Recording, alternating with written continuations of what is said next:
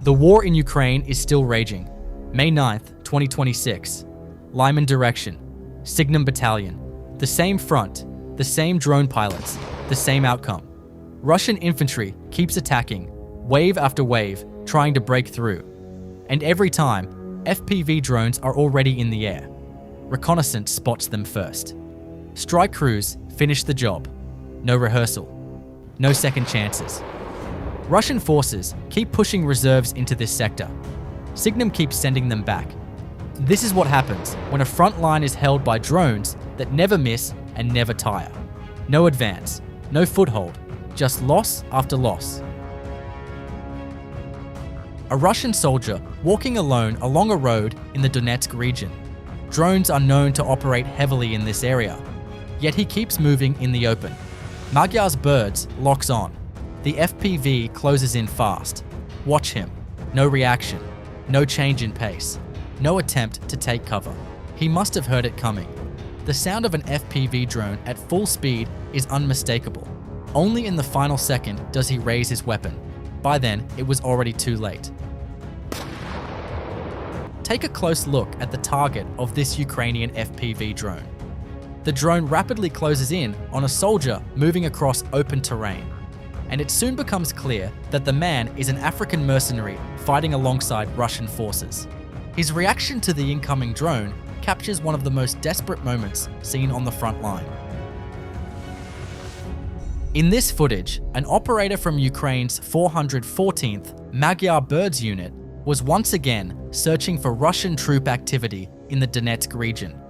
Scanning the area at high speed, the drone operator soon spotted a Russian soldier resting beneath a tree. The drone quickly maneuvered toward the target. Faced with the incoming FPV, the soldier opened fire in the final seconds, but it made no difference. This soldier froze the moment he heard the drone approaching. Was it panic, shock, or the belief that staying still might keep him hidden?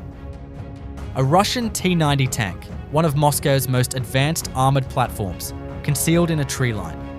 Northern Eagle reconnaissance spotted it before it could move. The first FPV strike lands. The tank takes damage, but keeps moving, trying to get out of the area. Still operational, still dangerous.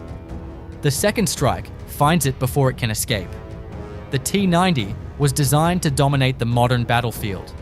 On this front, it couldn't outlast 2 drone strikes.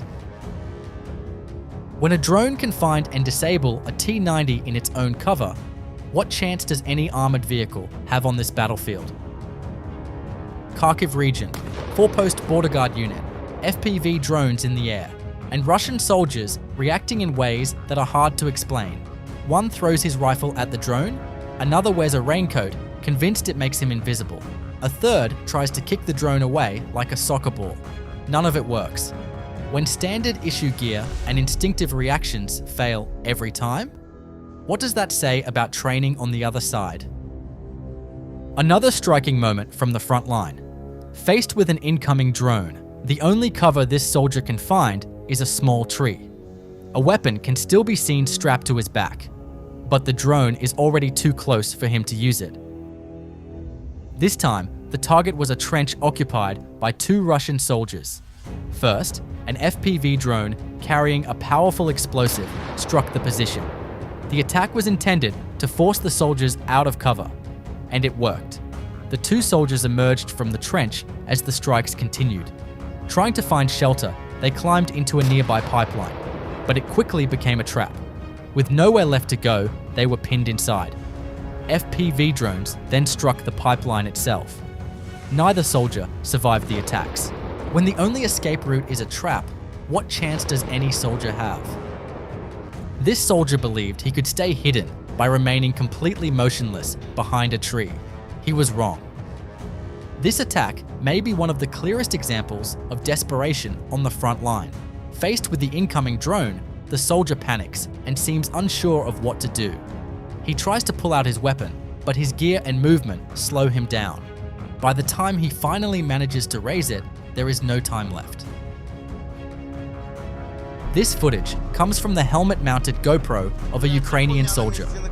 Ukrainian troops riding inside a BMC Kirpi armored vehicle are on their way back when they come under attack from a Russian fiber optic FPV drone.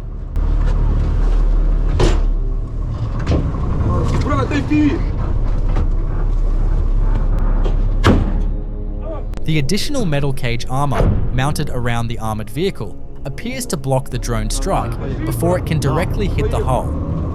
Looking at this footage, is it possible to say that these improvised anti-drone cages are actually working?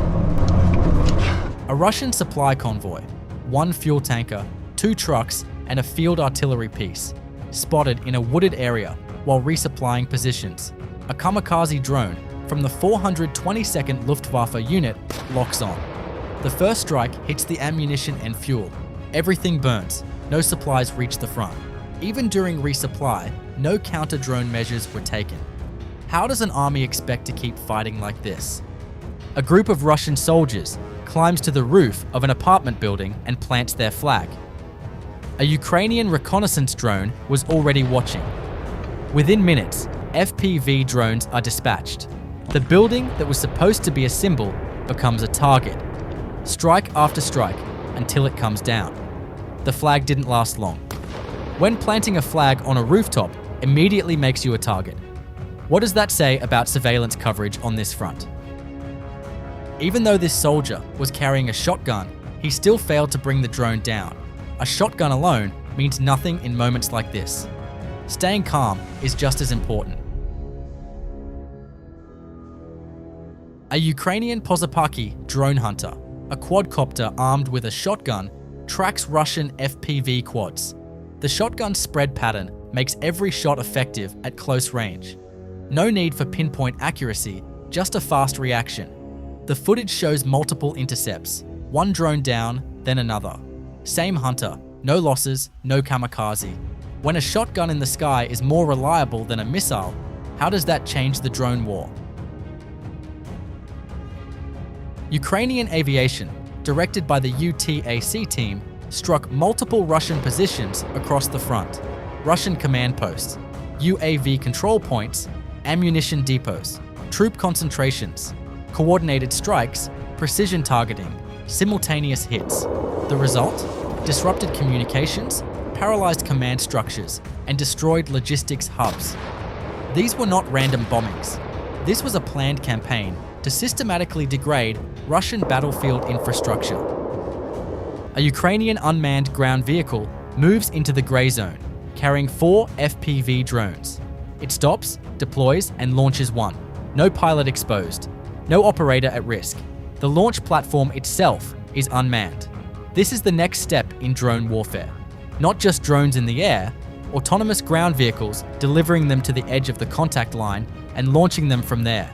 When the ground itself starts launching drones, what does the battlefield even look like anymore? Kostiantynivka direction. Ukrainian Cursed Empire Unit, 100th Mechanized Brigade strikes Russian logistics, supply vehicles, ammunition, fuel, hit and burning. Targeting logistics at this depth disrupts Russian resupply cycles, forcing frontline units to ration ammunition and fuel. Without sustained logistics, offensive operations stall. This strike likely delayed a planned assault in the sector. Pokrovsk direction. The 152nd Separate Jaeger Brigade targeting Russian communications infrastructure. No comms means no coordination. Units can't report their position, can't call for artillery support, can't receive orders.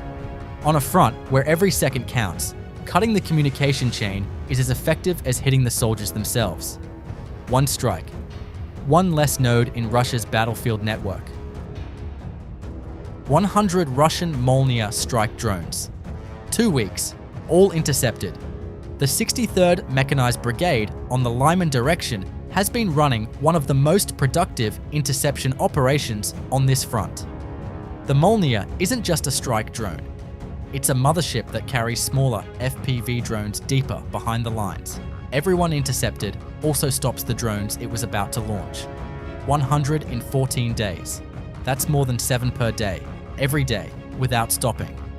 When a single brigade can intercept 100 strike drones in 2 weeks, is drone interception now as important as the strikes themselves? That's everything for today.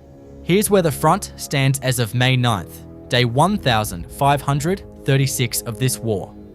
Over the past day, 245 combat engagements were recorded, with the heaviest fighting on the Pokrovsk and Huliaipol sectors. Russian forces launched 23 airstrikes, dropped 87 guided bombs, and deployed over 8,100 kamikaze drones, while Ukrainian forces neutralized 1,479 Russian UAVs and 82 artillery systems in return. Russian total losses have now crossed 1,340,270 personnel.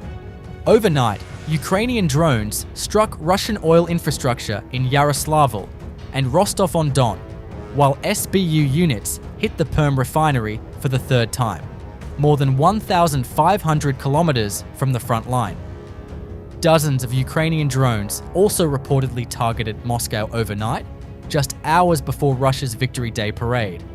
On the ground, Ukrainian forces repelled 37 assault actions in the Pokrovsk sector alone. The most contested stretch of the entire front line. The front holds. The drone war never stops. Subscribe for daily coverage. No agenda, just the facts.